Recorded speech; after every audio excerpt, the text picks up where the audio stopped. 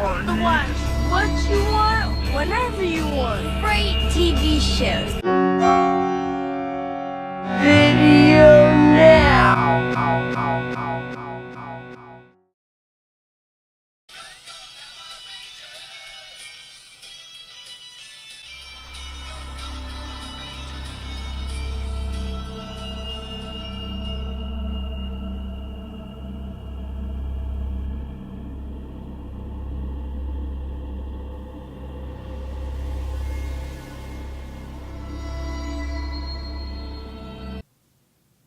Hi.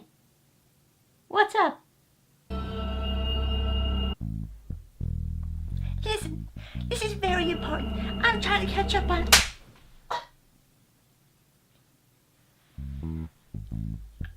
What?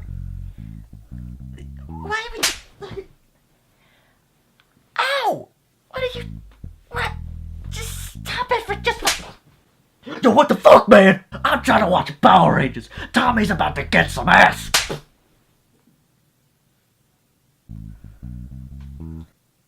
What is your problem?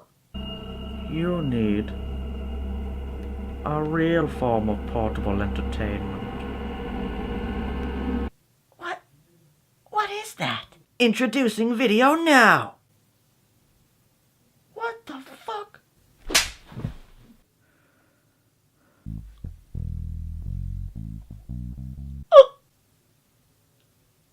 Video Now.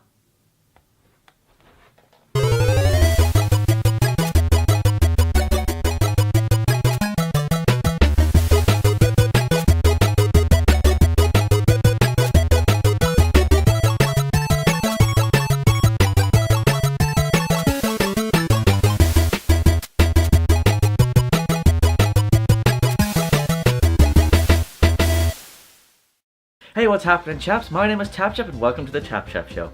It has been a long time since I've talked about anything nostalgic on this channel, and what better thing to talk about than old, obsolete forms of entertainment and old-ass TV shows. Presenting... Video Wow. I've not seen many YouTubers, at least in this reviewing style, ever really talk about one of these ancient and long-forgotten video players.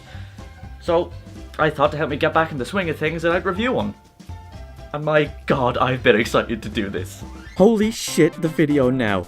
Man, this thing is a nostalgic blast from the past. This little hunk of plastic was such a huge part of my childhood. I watched the shit out of this thing. Now, there's probably a massive split between the people that are like, Holy shit, I remember that thing! and then there's the other half that's like, What the hell is this? well, I'm here to talk about it and shed some light for those who may be unaware, and maybe re-spark memories for some of you old fuckers watching this video right now. Yeah, that's right. I'm talking to you. Put down the applesauce, you old fuck, and hold on to your dentures.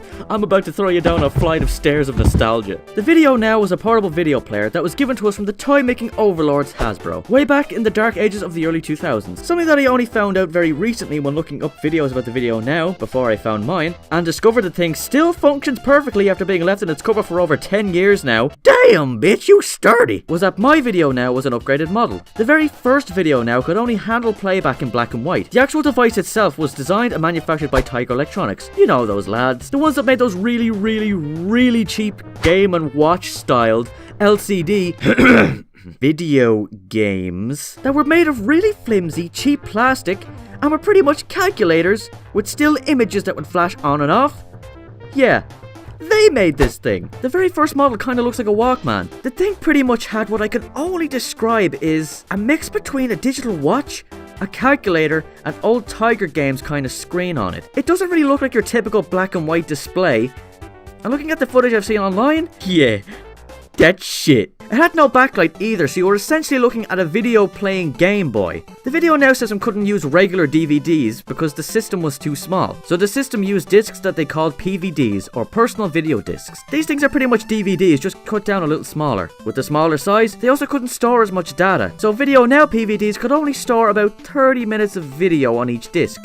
For cartoons? No problem. Most shows only ran for 30 minutes anyway, so there was no issue there. When you place a PVD on top of a regular disc, you can see the difference. And because of their size, these things were only playable through a Video Now player. If you stuck this in a DVD player or a game console hoping to watch it through that, you're pretty much out of luck. I suppose this gave Hasbro a trump card. If parents bought their kids these PVDs as gifts for them, they'd have to buy the system or they would have no way to watch them. Now keep in mind, this was the early 2000s, so portable DVD players and even regular DVD players at the time were still quite expensive. So this was pretty much the cheaper alternative, and they could shut their kids up on long car journeys with their wacky cartoons, and they could have some peace, so they can drive in silence and have plenty of time to sit in existential dread and regret all life choices and feel unaccomplished as their dreams melted away.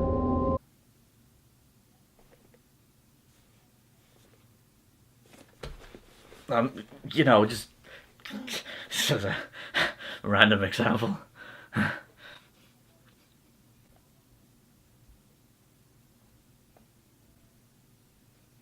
In 2004 we got the next model, the model I have absolute fondness for, the VideoNow Color. This model had a much sleeker design and came in neon or pastel colours like blue, purple and even orange. They made the screen slightly bigger, upgraded it for a much better image, backlit the damn thing, and was finally in colour. Now looking at the older model, I'm so glad I got the colour version. The thing just looks so much better. It's easier on the eyes and looks somewhat more symmetrically proportioned. I mean, the screen is at least somewhat in the middle of the thing, unlike the first version. Seriously, why would you fucking put it there?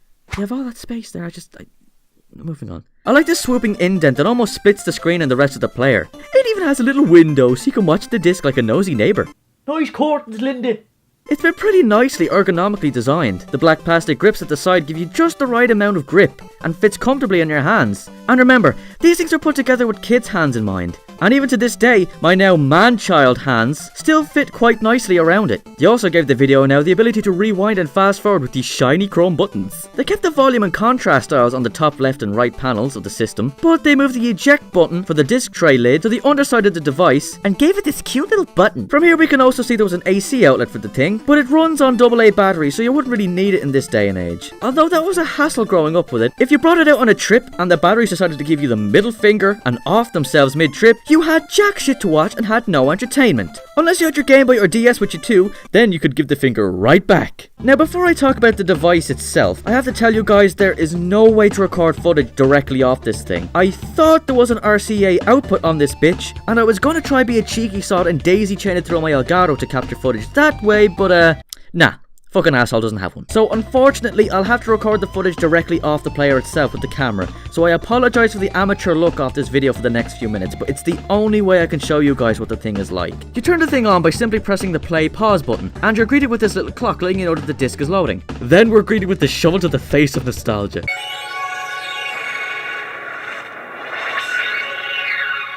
Oh my god, that's the stuff. I'm surprised that this thing still works after all this time. I use this so much that this splash screen noise is forever lodged in my consciousness. We then get this short index screen showing you what's on the disc in question. This one happens to be Ed, Edd n Eddy, one of the greatest and my most favourite cartoons ever. The first thing you notice is, after 14 years, the screen actually isn't too bad quality-wise. While it is easy to see the pixels on screen, it's not really as bad as the first version of the system. Considering all these older shows were shown in 4:3 ratio on older TVs at the time, they could still fill out a whole screen without any cropping, so it looks pretty decent. And you can forgive the lack of quality because of the outdated tech that's in it. When I first got the VideoNow it looked fine, but I guess that's age for you. One thing I have noticed though is that the edge of the screen kinda has this light leak from the backlight. You could just about see this bluish white hue coming from the edges. I've no idea if that's from age or if it was always like that. I don't really remember it being there, so I'll just hold it up to the edge of the system. A minor nitpick, but it's not at all that noticeable when you're watching the shows. It only outputs sound in mono, and the speaker isn't really the best. Even smartphones these days have better speakers in them. The VideoNow's audio sounds really tinny, like it's at that frequency that kinda hurts your ears if you're too close to it. Smile, you miserable!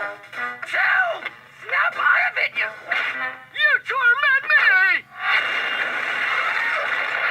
I'm hurt now! And no, plugging in the headphones does nothing to change it. It has to be loud enough for you to be able to hear it, but when it's at that level, you get the same.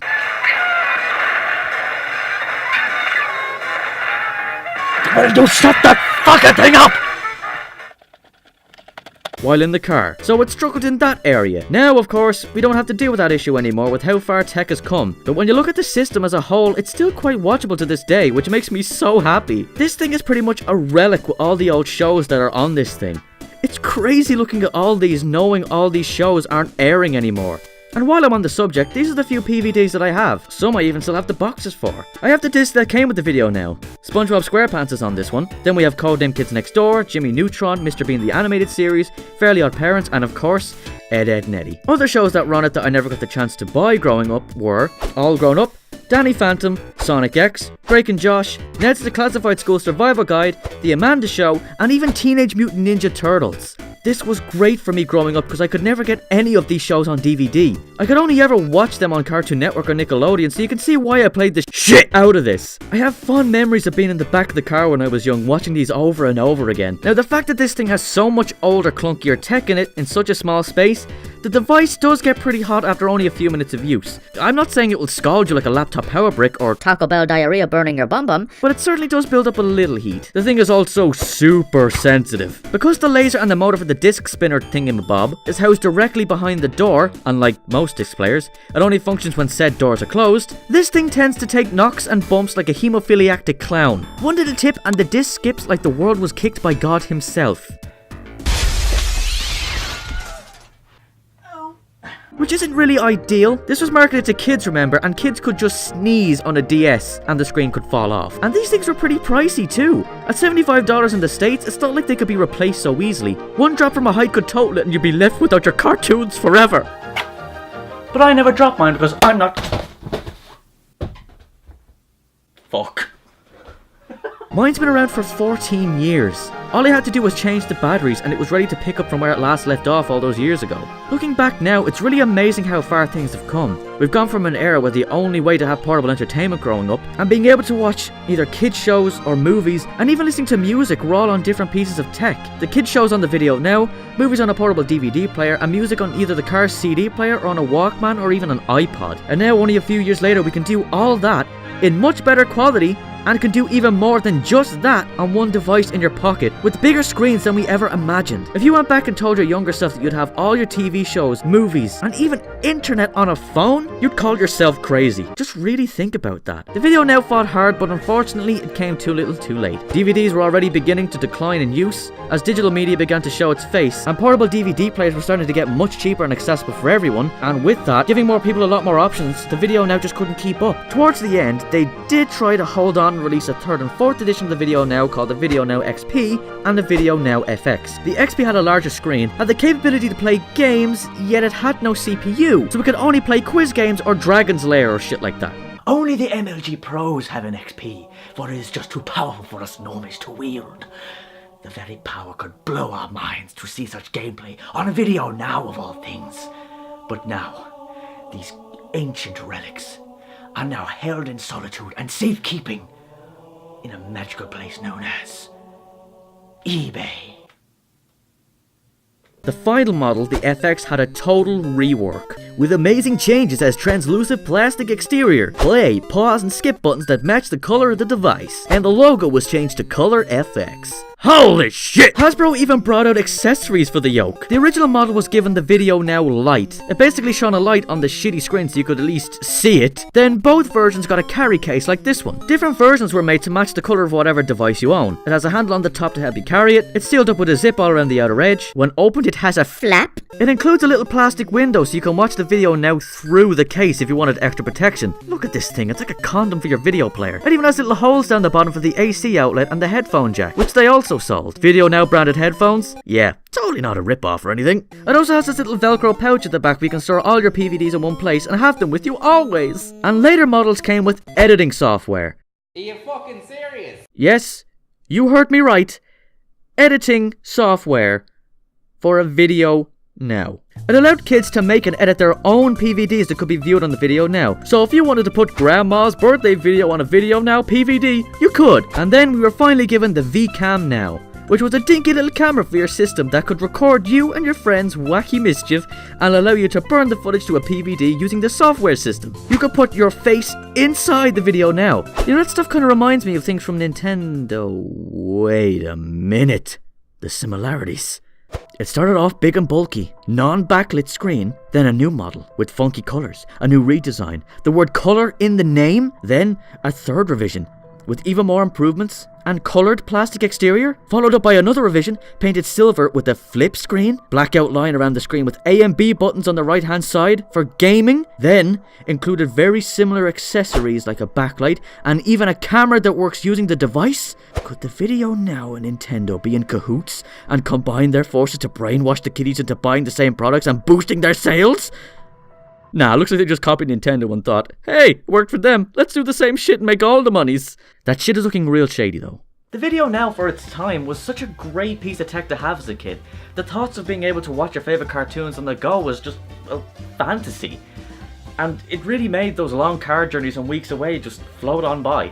This thing is a piece of childhood history for me, and I'm so thrilled that after all these years it still works. And now I'm glad that I've documented it, so if the day ever comes that it does shit the bed, I can look back and reminisce on it. VideoNow may be gone, but it'll always hold a place in my heart. Now if you'll excuse me, I must go and inform more uneducated cretins about our mighty Lord and Saviour, the VideoNow. Praise it, praise you, and don't forget to drink your milk. Unless you're lactose intolerant, to which I'm sorry. That sucks. Later.